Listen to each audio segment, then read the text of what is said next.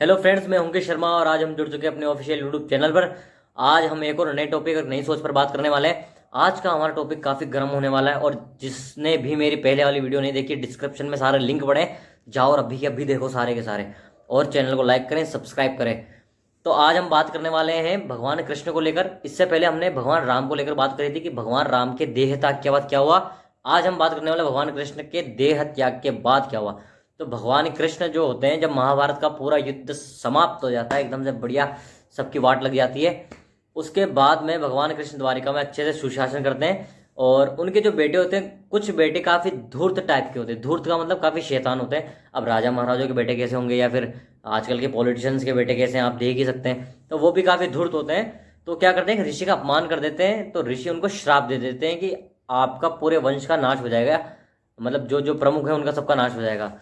तो श्राप के 33 साल बाद, जब 33 वर्ष बीत जाते हैं, तो धीरे धीरे ग्रह युद्ध होता है। और ग्रह युद्ध के अंदर सारे जितने भी मुखिया होते हैं यदुकुल के, यादव समाज जो भी है उनकी, भगवान कृष्ण का, वो सारे के सारे प्रमुख नेता एकदम मर जाते हैं। सारे आपस में लड़ लुड़ा के मर जाते हैं ग्रह युद्ध में ही। अब भगवान कृष्ण होते हैं, भगवान कृष्ण तो खैर मोहमाया परे आदमी है, क्योंकि परब्रह्म परम ज्ञानी तो वो खुद ही है। माया तो उनको खुद ही पता है भाई क्या होने वाला है, क्या हो चुका है, क्या होगा।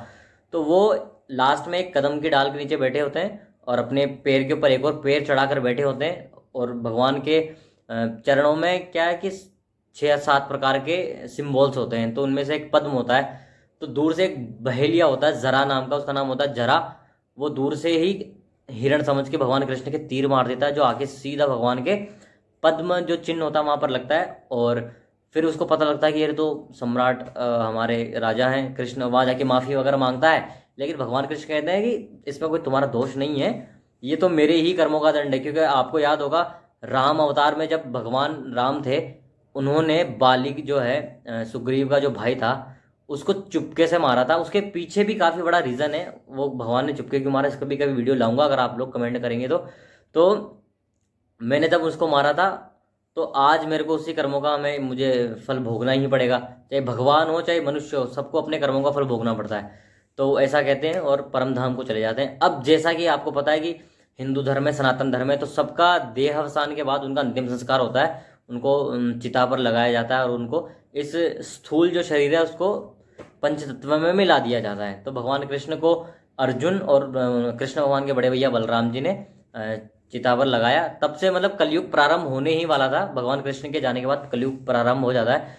तो जैसे ही उनको चिता में आग लगाते हैं, और भगवान की पूरी बॉडी तो मतलब जो स्थूल शरीर है वो तो जल जाता है, लेकिन उनका जो हृदय होता है वो जलता नहीं है, वो वैसा का वैसा ही रहता है। और लास्ट में अर्जुन जो होता है उनको देखते हैं हृदय को, वो हृदय वैसा का वैसा ही होता है। तो एक आकाशवाणी होती है और वो कहती है ये परब्रह्म का दिल है, ये परब्रह्म का हृदय है, ये जलाया नहीं जा सकता, ये जल नहीं सकता है। इसको या तो आप किसी समुद्र में डाल दीजिए और या फिर अपने पास रखिए। तो जो अर्जुन है उसको समुद्र में डाल देते हैं, और वही हृदय जो होता है वो फिर कालांतर में, क्योंकि समाप्त हो नहीं सकता किसी भी कारणवश, वो जगन्नाथपुरी में आता है। और जगन्नाथपुरी में वहाँ एक मंदिर है जगन्नाथ जी का, भगवान जगन्नाथ का, वहाँ पर उसकी आज भी पूजा होती है उस हृदय की।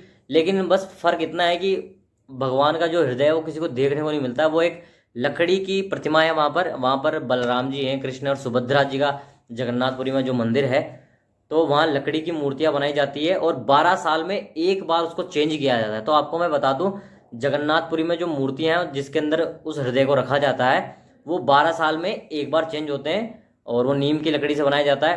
प्लस 12 साल में जब वो चेंज किया जाता है, तो पूरे शहर की, जिस शहर में मंदिर है, पूरे शहर की लाइट काट दी जाती है।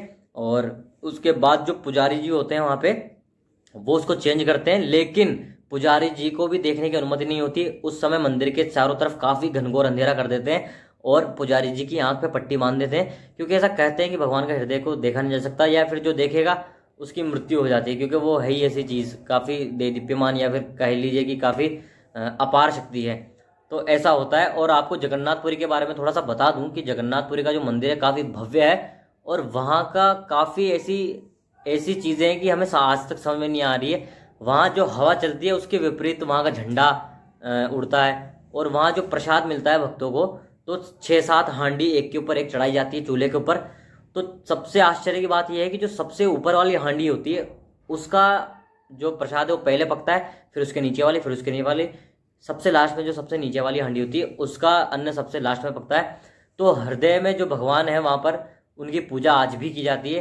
द्वारिका में भगवान की पूजा की जाती है, जगन्नाथपुरी में पूजा की जाती है। और आपको ये ध्यान होना चाहिए कि हमारे हिंदू धर्म में 4 हमारे जो प्रमुख स्थल है वो हैं। तो आप उसको बद्रीनाथ, केदारनाथ और गंगोत्री, यमुनोत्री ना समझे, ये उत्तराखंड के 4 धाम हैं। हमारे भारत के जो 4 धाम हैं वो एक बद्रीनाथ है उत्तर में, और पश्चिम में आएंगे तो अब द्वारिकाधीश है, और पूर्व में आएंगे तो जगन्नाथपुरी है जहाँ पर भगवान कृष्ण के हृदय की पूजा होती है, और दक्षिण में आप जाएंगे तो रामेश्वरम है। मेरी आपसे करबद्ध प्रार्थना है, आपने जीवन में समय निकाल कर, क्योंकि काम तो हमेशा चलता रहेगा, काम कभी खत्म नहीं होता है, तो जीवन में समय निकाल कर और इन 4 जगह का दर्शन अवश्य करें।